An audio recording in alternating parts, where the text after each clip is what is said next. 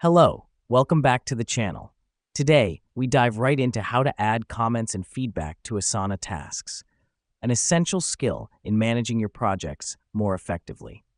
First things first, you'll want to open up your Asana app and navigate to the specific task where you want to add your comments or feedback.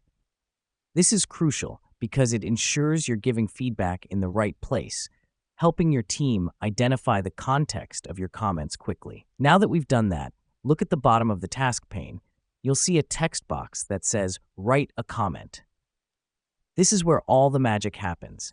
You can type in your thoughts, suggestions, or questions here. The reason we do this is to provide real-time feedback or suggestions, significantly speeding up the process of refining and improving tasks. Next up, hit that comment button.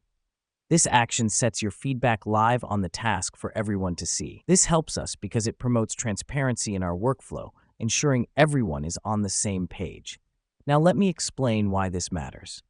Asana's commenting feature not only helps in streamlining communication, but also serves as a record of ideas, decisions, and processes, so it's vital to use it effectively.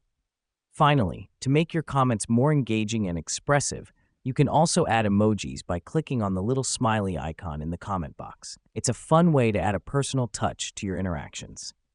And there you have it, folks. That's how you add comments and feedback to Asana tasks, a simple but powerful way to streamline your project management process. Until next time, keep managing those tasks efficiently.